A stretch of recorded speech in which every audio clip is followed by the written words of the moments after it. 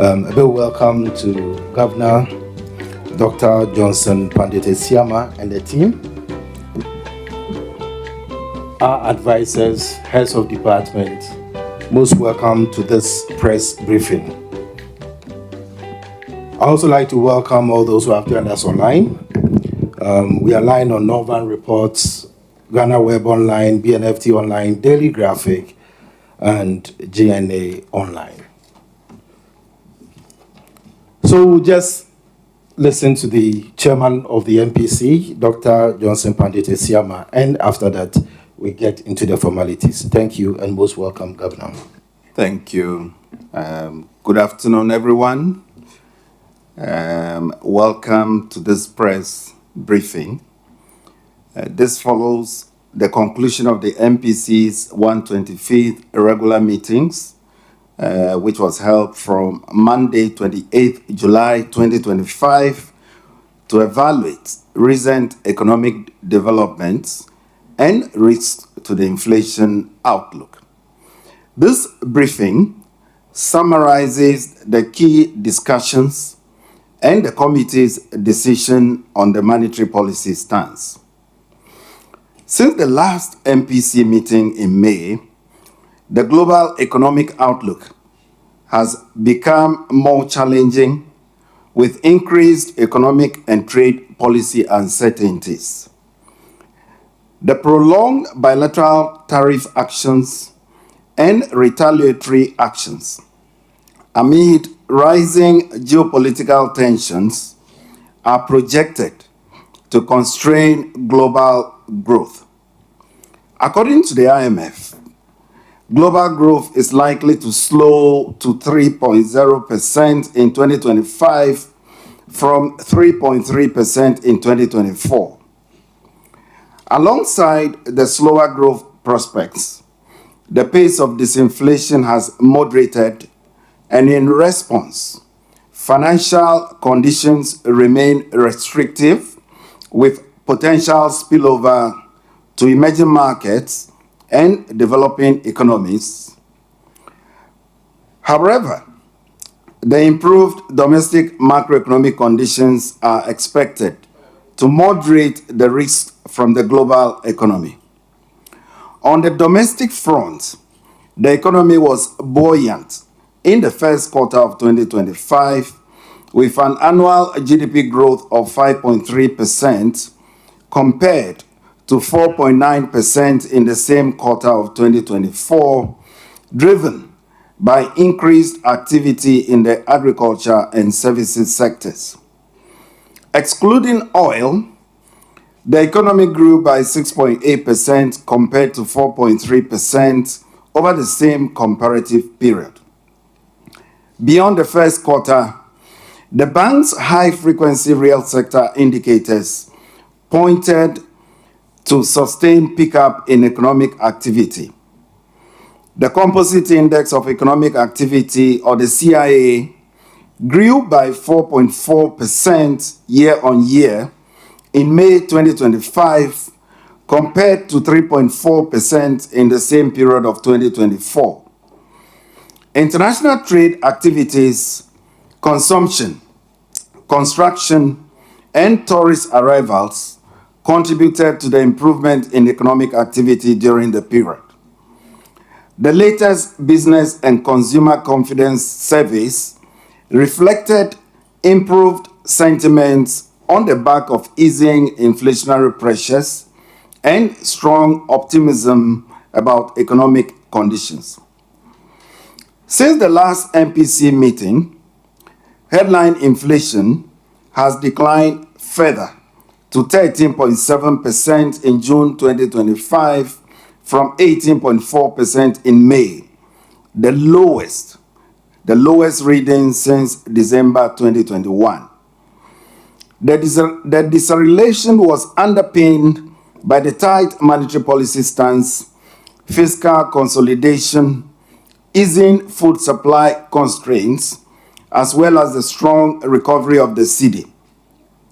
In line with the easing underlying inflation pressures, the bank's main core inflation measure, which excludes energy and utility items, has declined markedly. Similarly, inflation expectations by banks, consumers, and businesses are broadly anchored. Growth in monetary aggregates remained subdued during the first half of the year, primarily due to the tight monetary policy stance, strong liquidity management, and reduced government borrowing. In line with the disinflation process and easing inflation expectations, interest rates at the short end of the money market have declined sharply and in turn reduced the cost of government borrowing. Data on budget execution indicated a strong commitment to fiscal consolidation as expenditures adjusted within set targets to accommodate the revenue shortfalls during the first half of 2025. As a result, the overall fiscal deficit on commitment basis was 0.7% of GDP, outperforming the budget target of 1.8% of GDP. The deficit was largely financed from domestic sources. As at the end of June 2025, the total public debt had declined to 43.8% of GDP from 61.8% of GDP at end December 2024. And this was due to the appreciation of the cedi, lower domestic borrowing, and the external debt restructuring. In the banking sector, the financial soundness indicators reflected continued asset growth, improved solvency, liquidity, profitability, and efficiency in the first half of the year. The non-performing loan ratio eased in June 2025 on account of lower growth of non-performing loan stock relative to credit.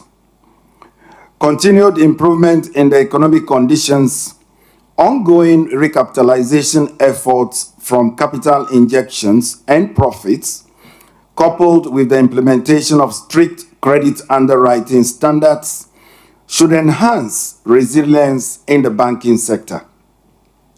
The external sector has improved markedly, with a record current account surplus of $3.4 billion in the first half of 2025, supported mainly by higher prices and increased production volumes, talking about gold and cocoa. The current account surplus, together with the outturns in the capital and financial accounts, culminated in an overall balance of payment surplus of $2.2 billion, significantly higher than the $588.5 million recorded in June 2024. On this score, our gross international reserves stood at $11.1 billion as at the end of June 2025, which is equivalent to 4.8 months of imports of goods and services, compared to $8.9 billion or 4 months of imports cover as at end December 2024. The external sector outlook is positive, and this is anchored on favorable commodity prices and improved remittance inflows, despite the resumption of external debt service. On the back of the strong external sector performance and increased reserve accumulation, the cedi has further strengthened against the major trading currencies. And in the year to 25th July 2025, the cedi appreciated by 40.7% against the US dollar, 31.2% against the British pound, and 24.2% against the euro. Overall, the committee noted that macroeconomic conditions have significantly improved, inflation expectations are broadly anchored, external buffers have strengthened, and confidence in the economy is returning. The July forecast also shows that headline inflation is expected to decline further in the third quarter of 2025 and trend within the medium-term target of 8 plus or minus 2% by the end of 2025, earlier than initial projections. However, there are upside risks to the inflation outlook, which include potential supply chain challenges emanating from the global trade tensions, an upward adjustment in utility tariffs. These notwithstanding, the impact of these risks on inflation are expected to be offset by appropriately tight monetary policy stance and continued fiscal consolidation. Given these considerations, the MPC, by a majority decision, voted to lower the monetary policy rate by 300 basis points to 25.0%. And looking ahead, the committee will continue to assess incoming data and likely reduce the policy rate further should the disinflation trend continue. The committee remains committed to the price stability mandate while creating conditions for inclusive and sustainable growth. And the next Monetary Policy Committee meeting is scheduled for September 15, 2025. This meeting will conclude on September 17, 2025, with the announcement of the policy decision. I thank you. If you just joined us online, on radio or on TV, you are just watching or you listen to the Governor, Dr. Johnson Esiama, who is also the chairman of the Monetary Policy Committee. And let me also say that all the 7 members of the Monetary Policy Committee are here with the governor, the head of research, the head of treasury, and our external members, who are Professor Abo and Professor Ebo Texan. And of course, the first and second deputy governors are members of the MPC. Let me thank you once again, Governor Dr. Johnson Esiama. So to the press, you've listened to the governor. The monetary policy rate has just been reduced by 300 basis points. We are going to have our usual interactions, but kindly be brief. And also know that in the past few weeks, we've had a lot of other information on some of the questions that you may have to ask. I'm only preempting. So you mentioned your name, and also you mentioned the radio station that you are representing. But let me just say this, Chairman Dr. Esiama, we have 4 regional radio stations actually joining us for this particular MPC, per your approval, because we thought it wise to also give them the feel of how the MPC is organized and be able to also ask questions and go back and inform your constituents. So we have Ashanti Region, Kesben Media, Western Region, Oja FM, Adum FM, representative in the Eastern Region, and Satoji of Joy News in Volta, who have been very instrumental and supportive of the work of the Central Bank. So you are most welcome, in addition to all the media houses here represented. So please mention your media house you represent and be snappy with your question. 1 question at a time. Thank you.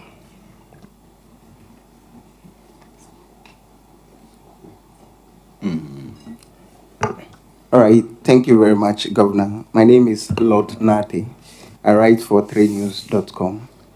Governor, my question has to do with the banking sector. So during the opening of the 125th Mpc sitting, you mentioned that the non-performing loan ratio remains elevated at 23.1%, warranting continuous supervisory attention.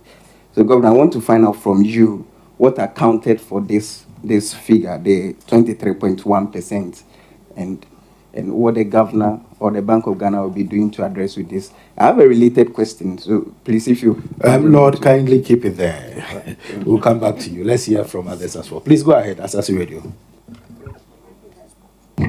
Thank you very much. My name is Nanoya Ankra. I report for Semaphore USA and Asasi Radio.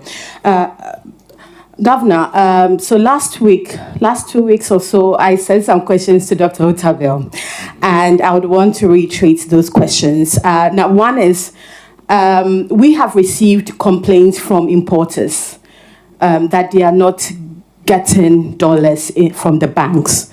So I decided upon myself to go to the banks to find out. I visited 4 commercial banks, and the information I gathered, or what they told me, was that they didn't have a lot of dollars, and that customers had made a lot of requests and they're struggling to serve them. I would like you to address that. What is accounting for that, if indeed there's a shortage in the banks? Thank you.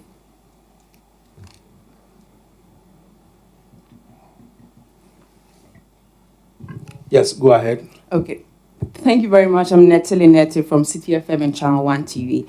On the banking sector, it's been about 7 months into your office. I want to know, are you under any pressure to restore the licenses of any of the collapsed banks or financial institutions? Have any of them been calling on you? I want you to throw more light on that for us. Thank you.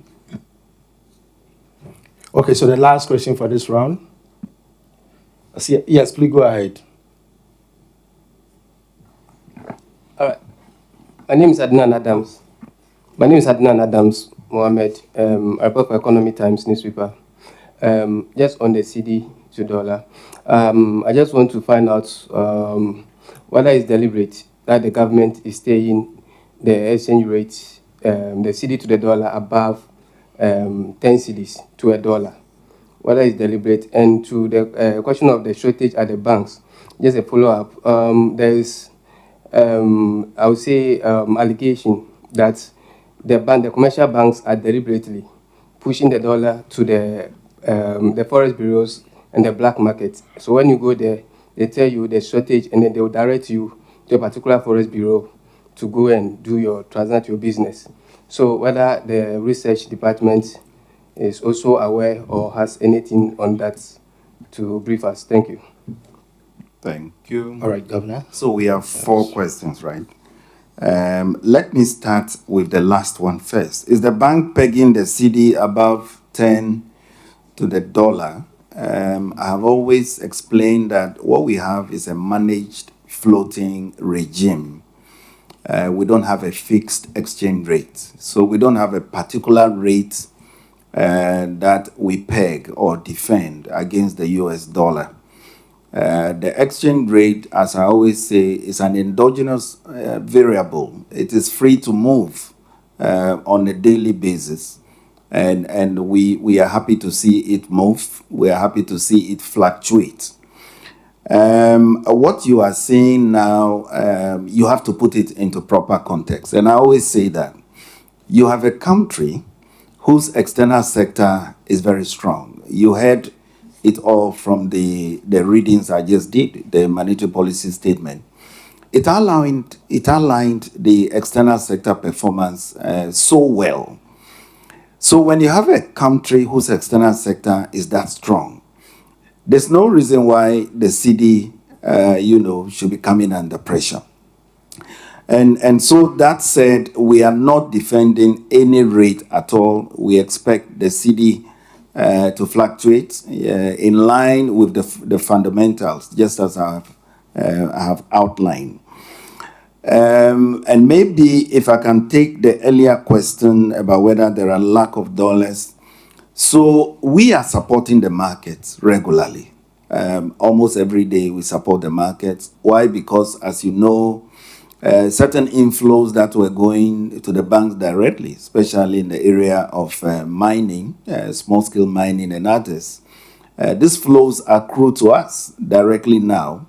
And we also purchase from the mining firms. So it is just natural that we intend to support the markets, and that we do. So we do not expect what you call a shortage of dollars at the banks. There has been instances like that. We moved in to investigate, only to find that some of those importers did not have the appropriate documentation. And that was what was delaying it. But that said, we are working on it. Banks finance trade using their Nostro accounts. What I mean by Nostro account is the bank accounts that banks hold out there. It is out of that they pay for imports. You don't have to carry US dollars in Accra here to pay for your imports. Banks, are expected to fund that for you. Now, what we have seen is that certain inflows appear to have reduced, especially remittances. Remittance inflows appear to have reduced since April. We are investigating that thoroughly. Only yesterday, we released a notice to banks, PRSPs, MTOs, and the likes. And I'm sure you as the media, you have seen that notice. We want to monitor these flows to make sure that they accrue to the system. We are going to be very active on that front. We are following up with certain data requirements from all those players in the remittance space. Once we do that, the inflows will begin to come in, and whatever pressures you might be seeing locally should be contained. We are also moving ahead to monitor the Nostro balances of banks. From now on, we will be monitoring transactions, in the Nostro balances of banks, all in an attempt to make sure that we don't have offshoring going on, as the technical term is used, and that all Ghana's foreign exchange that is earned from abroad is made available to the system to fund our imports, to fund economic activity, and that should help to stabilize the exchange rate going forward. So the good part is that our external sector is strong. We are not vulnerable on that account. The fiscal part is strong. And so there should be no reason why our local currency should be weak in that respect. Then there was a question about whether there's pressure on me to restore licenses. No, not at all. Remember, the resolution framework is working. I came into office to find that a lot of progress have been made. Some cases are in court. Some cases are, undergoing certain forms of settlement. And so the process is on, and we'll follow on with the process in that regard. The issue of what to do, it depends. For example, if a court, reaches a decision and instructs us to go in a particular way, the board of Bank of Ghana will look at that. But from where I sit at the moment, there's no pressure on me to restore any such license unilaterally. I have to add that. No pressure on me to restore anything unilaterally. Then there was one question about MPLs. The head of banking supervision is here. We've been doing quite a lot of work to address the high MPL problem. You are right. In my statement, I mentioned the fact that the level of MPL is of concern. And we have issued some new notices to the banks recently. The head of banking supervision will take you through the details after this briefing. For those of you who are interested to look at the details of the notice on MPLs that we have sent to the banks, please, Mr. Ismail Adams is here. Can you wave at them, Ismail, so they know you? Right. For those of you who are interested in the details, he'll be happy to take you through. We want to make sure that the MPL issue is reduced. And beyond that, the credit administration framework of banks has to be enhanced. And it's important we do it because, as you would see, we are moving into a regime where the high interest rates will no longer prevail. Currently, the interest rate on the Bank of Ghana bill offers very attractive returns to banks. So they can actually just invest in our bills and declare very good bottom lines. That phase is coming to an end. And very soon, banks will have no choice but to depend on the loans, the credits that they provide to be able to generate the necessary returns. And therefore, they have to strengthen their credit administration. They have to lower their NPLs in order to be able to maintain the same level of performance going forward. And with that, I believe I've touched on all the questions. Bernard, anything I've left out? Okay. So next round. Right. Okay. Thank you very much. If you are watching us, you just listened to the governor, chairman of the MPC, for the 125th Mpc Press Briefing. Let me also introduce Professor John Gachi, who is, and as you very much know, has been well publicized. He's an advisor to the central bank, and he is responsible for developing the framework and assisting with the introduction of non-interest banking and finance in the central bank. Prof, most welcome to this meeting as well. So the second round of questions is also going to be 4 questions in total, and I will call on Moses. Thank you. Thank you, Mr. Otabel. Thank you. Governor, there is a school of thought for people who also are economic watchers that are calling for the use of other indicators other than debt to GDP to measure the fiscal health of the economy. Why not? We don't pay our debt with GDP, we pay it revenue, so that other tools such as current present value to GDP, revenue to GDP, export to GDP, other such tools in the spirit of transparency would give a better health of the economy than just the blanket debt to GDP. What are your thoughts on these things? Thank you, Echo. All right. Good afternoon, Governor. Yes. So please mention your name and the institution representing. My name is Maurice Ogbete. I work with GTV. So we've seen a consistent drop in private sector credit since the beginning of the year. I just want to know what's accounting for that. You also mentioned that you buy gold from the mining firms. I want to know, between you and the gold board, is the pricing the same? Some gold dealers have complained that the price they get from gold board not too encouraging for them. And also because gold board has now become the sole buyer of gold. You want to tell us why the Bank of Ghana will also buy gold from the open market? Thank you. George, yes. My name is George Riafe from Joy FM. Doc, in your recent commentary at one of the public engagement, you emphasized the point about data being the guide to whatever that is done, and even commentary on the Ghana city. With respect to your 300 basis point cut, how did the data on the ground in terms of liquidity projections, in terms of inflation, guide this action? Because some would argue that you look at the OMO bills, you look at T-bills, you look at the other instruments on the market, they are all in the teens, but you still have the rates being dropped to 25%. Is the committee seeing something that everyone is not seeing when everybody in the business space and even when government think that the rate should have gone down further by what we are seeing? And also, what is the latest, Doc, on the with respect to the gold prices, the hedging?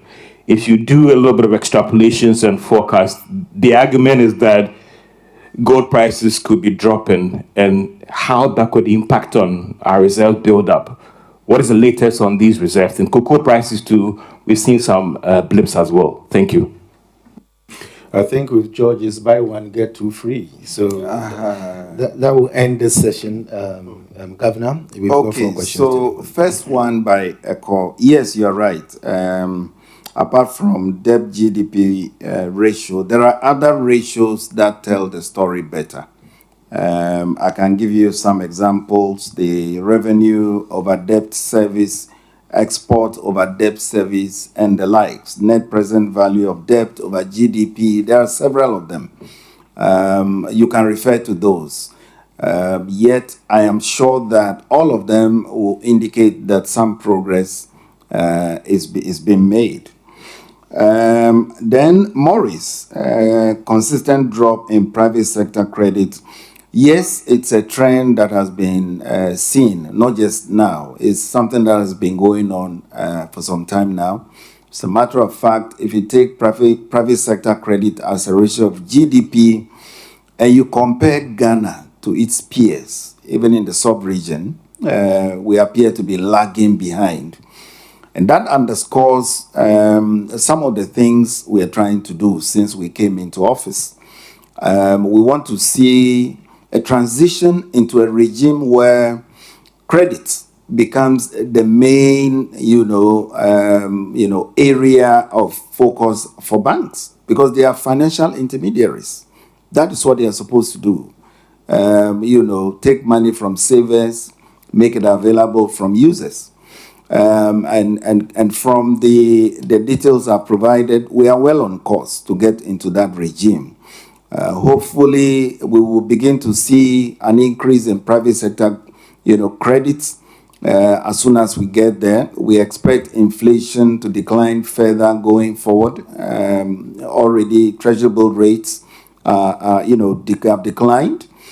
And as inflation goes down, we've made it clear in the statement that the Monetary Policy Committee will also follow through with further declines if we see that trend continue. Then gold board pricing. So what happens is the gold board is the sole, purchaser of gold currently. They use a number of variables, which includes the exchange rate. Now, what Gold Board is doing is they are using the interbank rate, whereas you have other players, private sector players that were in the business, they use all kinds of rates. And remember, they are able to do that because some of them engage in active, gold trading. What that means is they are able to purchase above even world market prices because they are able to, stock, they are able to target the market, even though they purchased above world market price today. They know when to sell so that they make, returns. However, the gold board basically, operates in the spot market, and therefore you will see that divergence. They are supposed to purchase using the interbank rate, and therefore you see their pricing, falling lower than what the other players would provide.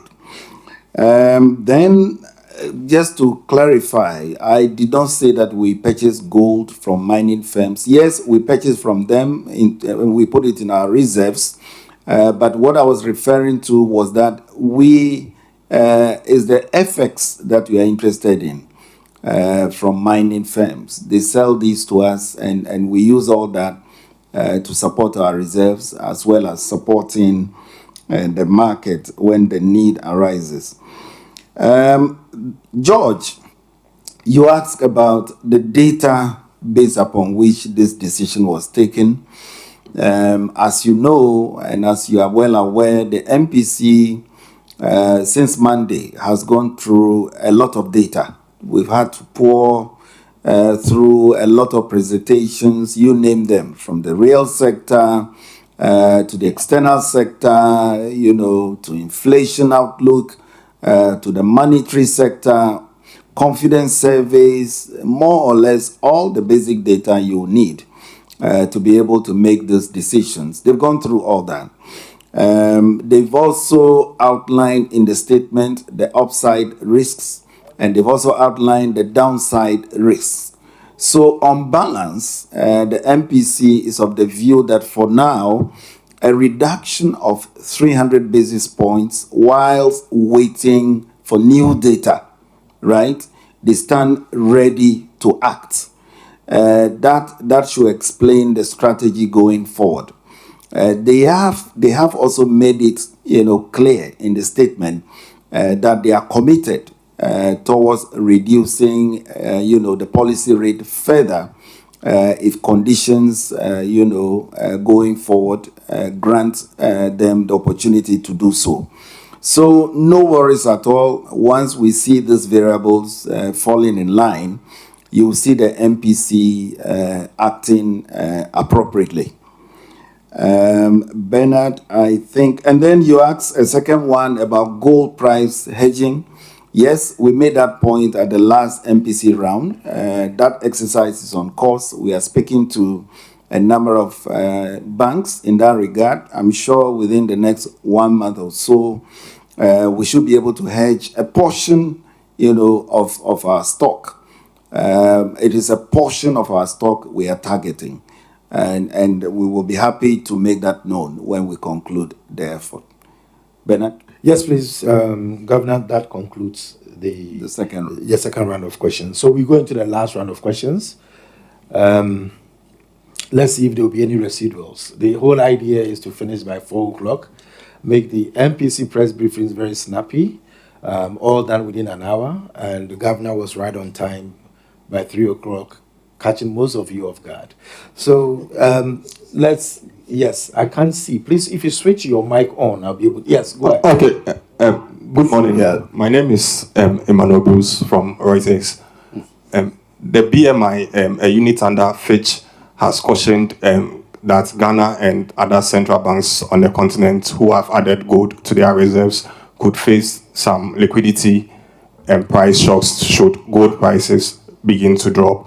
I want to find out if this is a risk that has come to the attention of the central bank, and in the immediate term, do you have any plans of shifting strategy, or you still continue to buy gold as reserves? And I also just want to find out if the 300 cut is the biggest cut in the history of the BOG. Right, thank you. Yes, go ahead. Yeah, thank you very much. The name is Justice Lee Aduboy. I'm from the Xinhua News Agency. Governor, I would like to pick your thought on this. Some economists believe that for some of the economic initiatives that both the previous and current governments have been introducing, for instance, 1D, 1F, 24-hour economy, and then for Ghanaian SMEs to benefit from the AFCFTA, there is the need for tiered banking in Ghana. But some also argue that we already have a tiered banking using the NBFIs, etc., who also give credit to. So what is the bank's position on this? Now, is there any plan to do a tiered banking among the commercial banks? Secondly, has your data brought out any perhaps impact of the U.S. government's tariff imposition, recent tariff imposition on our traditional and non-traditional exports so far? Thank you. I was tempted to say this is the end of the round, but I know the governor will not agree with me. So please keep your questions snappy and one at a time. We already have 4 questions for the 2. Yes, Moses is there. Moses? Moses. Please. Good afternoon, Governor. My name is Thomas Emmanuel from Corporate Guardian Magazine. Governor, now we have a situation where dollars have become cheaper to buy because of the improvement in the exchange rates. Now, with the 300 basis point drop in the monetary policy rate, credit becomes cheaper. What is the Bank of Ghana doing to ensure that its own forex, which it puts on the market, is not now used to finance imports which don't help in the restructuring of the economy, in terms of the fact that I'm talking about imports or like consumer goods which we can produce locally? Because in the past, history has shown us that not only when the exchange rate gains, they are nullified by the fact that there's an increase in demand for the forex, and that increased demand goes into importing things which now make the exchange rate fall back to where it was before. Thank you, Thomas. Yes. Okay. Thank you, Governor. My name is Mark Byron with UTV. Governor, please, the Bank of Ghana is 60 years and we are celebrating the city. I want to ask this question for the grassroots person who cares so much about the smaller denominations that some people are rejecting in the market. It's worrying. I want to find out whether you have outlawed it or what's your concern or advice to the public. Thank you very much. Yeah, Mr. Governor. Yes. Thank you very much, Mr. Otabil. Oh, sorry. I wanted to ask another question. Oh, yes, just let's conclude with you. Okay, thank you. Okay, let's conclude with Bloomberg. You all agree this is the last question for the rounds, right? Thank you very much. Thanks, Mr. Otabil, and thanks for your patience. Governor, the black market phenomenon, it's something that ponders my mind a bit to wonder. Is it illegal or what is it that it looks as though we all know about it, but we let it fester? A scene is always represented to us when you get down from Kotoka International Airport. Before you get to where an airport police station, sandwiched between them are these people who are trading in dollars. They are foreigners. And given the status of the porousness of our borders, I wonder how they come by these things. And they're also able to affect the market, whichever way we may look at it.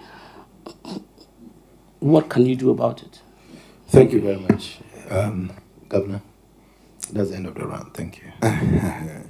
I was waiting to hear from Moses.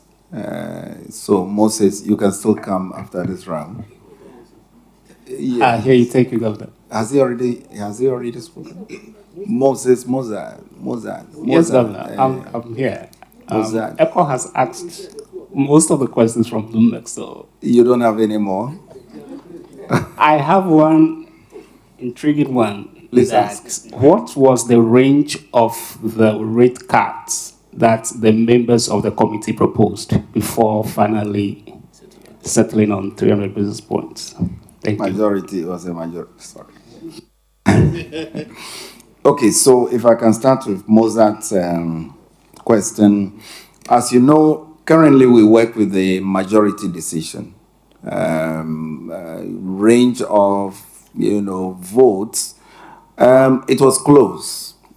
Surprisingly, this time it was close. And as we do on Monday, we will publish the submissions by each MPC member. You see it in the dailies on Monday so that you can follow, reasons why they voted for what they voted for. The black market phenomenon. Well, the black market is supposed to be a marginal market,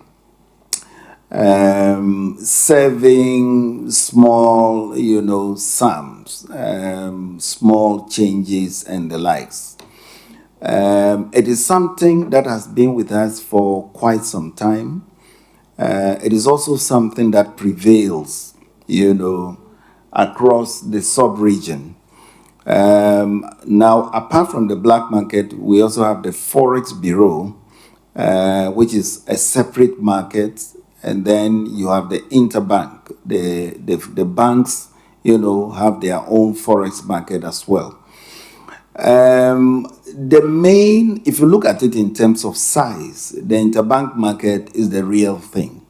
The Forex Bureau and the black market are supposed to cater for, a marginal size of the market.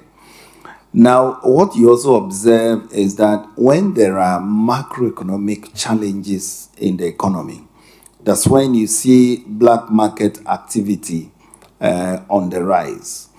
Currently, yes, we are hearing reports. We are following through. We are taking a number of measures.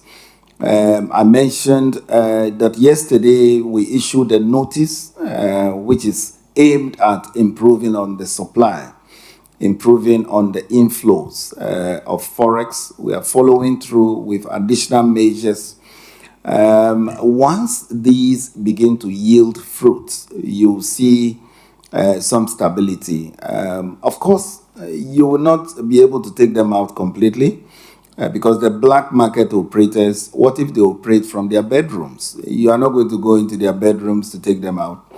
They are part of economic activity. However, they should be operating in the margins. Once we do what we have to do, we believe that the activities of the black market operators will be minimized. I'm hopeful that answers your question. Yes. Then Thomas. Thomas was asking about what we are doing to ensure that forex liquidity is used for the right purpose. Is that it? Okay, so as I mentioned, we support banks almost on a daily basis. What that means is that we credit their Nostro accounts, and with that, they are supposed to pay for your imports. We do that regularly. But aside that, we also support the market in some other ways, and we make sure that whatever support we give to the banks are used for specific purposes, as they have, indicated in their request. So that we make sure. Yes, I agree with you.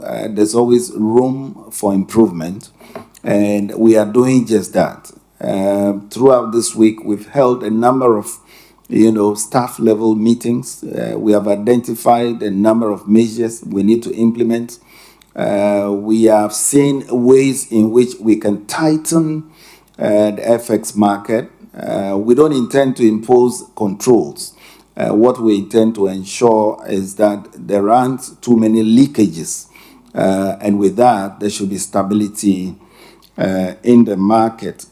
Someone asked about the CD assisted and the fact that the lower denomination coins are being rejected. That issue has come up, earlier, and we are looking into it. Rest assured, we'll find a solution to it.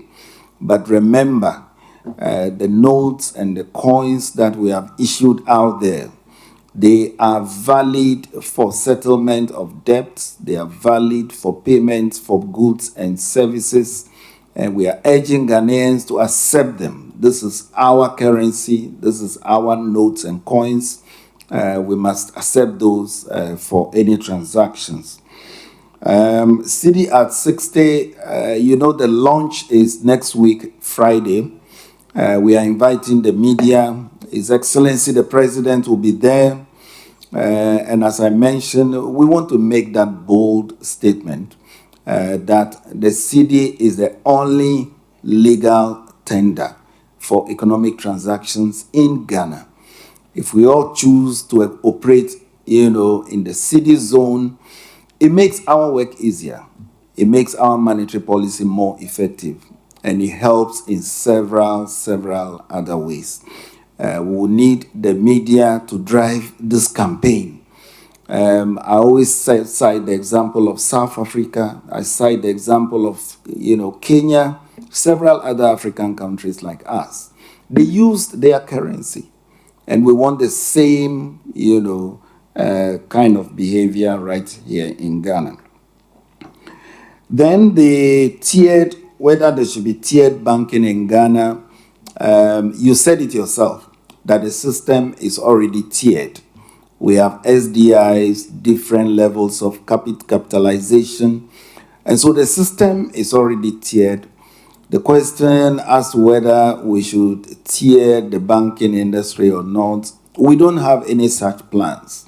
The focus currently is to make sure that by the end of the year, all banks are adequately capitalized. And that is what is important. All banks are adequately capitalized.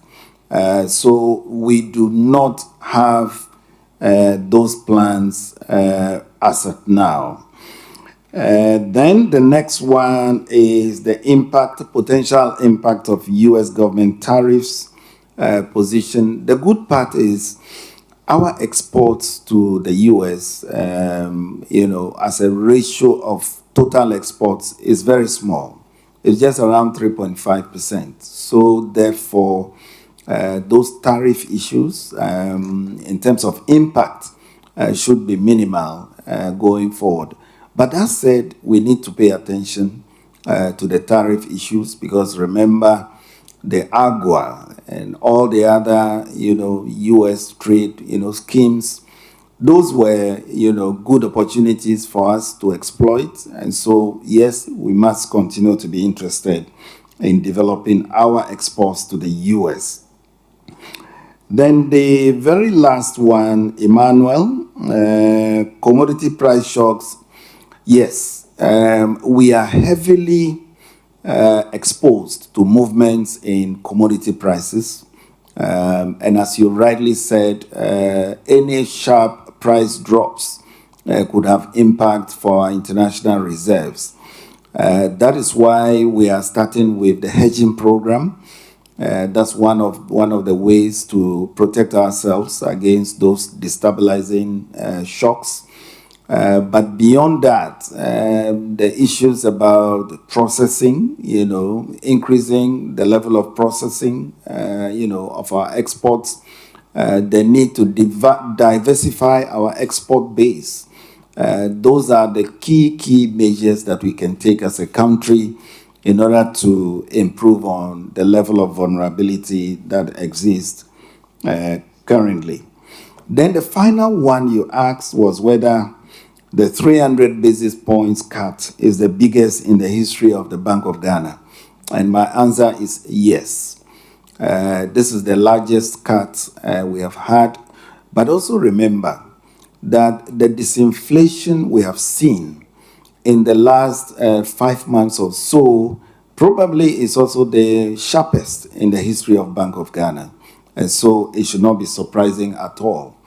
But before I end that round, let me emphasize that the black market is in fact illegal, much as we do not expect them, to disappear. Remember that they are not licensed. It is illegal. It's operating informally. Only the licensed Forex Bureau are allowed to deal in the buying and selling of foreign currency. The black market is illegal. I thought I should emphasize that. And so with that, Bernard, if I haven't left any question out, we can probably take one more round or probably two more questions and then we can. This is directly from the governor. What can I say? But please still keep your questions straight to the point and don't repeat a question that has already been asked just because you want to be heard. Okay? So, Lord. All right. Thank you very much. Lord Nate here once again. Governor, please, I want to ask a question about pricing in dollars in Ghana. Recently, you issued a statement where you cautioned against pricing in dollars in Ghana. Now, the others are saying that the Bank of Ghana, we outside are crying about dollarization of the economy. The Bank of Ghana should not join us in crying. They should rather take the step to deal with the people pricing in dollars outside. So I want to ask you, what step are you taking to liaise with the security agencies to deal with those pricing in dollars in Ghana as it violates our laws in this country? Thank you. Well, yes. Okay. Maybe one more before I go. Yes, one more. Governor, my name is Joshua Milano with the Business and Financial Times. So in recent times, we have realized that the MPC has adopted a strategy of openness and transparency. And I would want to understand the effect of this strategy in terms of the inflation expectations and how has this also impacted the inflation dynamics. All right, thank you. Right, so we'll take the very, very last question for this round of MPC. Thank you. All right, so my question is about the gold coin. Just a little update on how it's faring so that we can probably know. Thank you. Thank you very much for the golden question, Mr. Chairman. Sorry, I did not get that clear. Can he... How the gold coin is faring. Oh, the gold coin. Yes. Okay, so let me start with that. Admittedly, even though there's a lot of interest in the gold coin, we think that we need to relaunch it. And so as part of the CD at 60 programs, we are going to be, relaunching the gold coin program. Lots of people have been asking. We keep getting requests. And so rest assured, we are coming back stronger on that program. We think that every Ghanaian, no matter how much you have in your savings, should be able to buy gold, should be able to buy some form of gold. And that's exactly what the notes, the gold coins are intended to achieve. Now, Joshua, you're asking about our greater openness and transparency. So the word is credibility. When you are open, when you are transparent, you are credible. So that is what we've been doing. Various groups, they come in to observe some aspects of the MPC's process. It's not every session they are allowed to sit in, and I must emphasize. There are sessions that are a bit confidential, and so we do, ask them to take leave of us.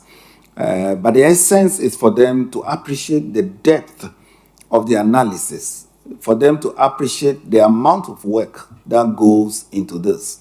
It's not as simple as just announcing a new rate, but it's a lot of presentations that are made, lots of questions that are asked and answered before, as a committee, we are able to settle on a particular decision. So far, the feedback from those that have been attending has been positive. They think that they are better informed as at now. Of course, if they offer advice, we welcome those contributions to strengthen the framework. And we will continue to invite various groups, just to visit us once, and then you see what goes on, and then you go. We think that it is beneficial for even students in school who need to understand this even before they start their corporate life, should be able to, visit us and see these in action. So we will continue on that front. Then pricing in dollars. I did not quite get your question. Yes, I've been advising Ghanaians to price in the local currency. And let me take the opportunity to again do that. Unless you've been given the permission to price in the US dollar, unless the Bank of Ghana has given you written permission to issue invoices in the US dollar, please always issue your invoices in the cedi. Enforcement, yes, in the past we were active at enforcing these, and so we reserve the right to make use of the security agencies or whoever to enforce these. And let me serve notice that if we get anyone who flouts any of these foreign exchange rules, we are ready to take action, and we will enforce the Foreign Exchange Act. Mozart, I believe I've answered you. What was the range? Was that it?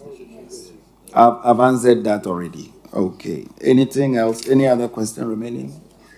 Okay, so that's the end of it all. So let me take the opportunity to thank the media for joining us once again. We have answered your questions, but we know that many out there have several other questions. We encourage them to send these questions in. Send your questionnaires. The head of communications is happy to take your questions. We want to provide feedback to society. For the first time, we have radios, media stations from the region joining us directly. All these is meant to improve on the information flow. So we are ready, as I said. Make use of our resources. Go on our website, access our data, do your analysis on your own. Do not depend on what somebody says. Find this out for yourself, and then you can form your expectations accordingly. So thank you very much, and I look forward to seeing all of you again at the next MPC briefing. Thank you very much. Thank you, Chairman Governor Dr. Johnson Panditi Siama. You've just watched the 125th Mpc Press Briefing, which was chaired by the Governor of the Central Bank, who's also the Chairman of the MPC. Thank you very much for joining us, and the next MPC will be in September. Thank you.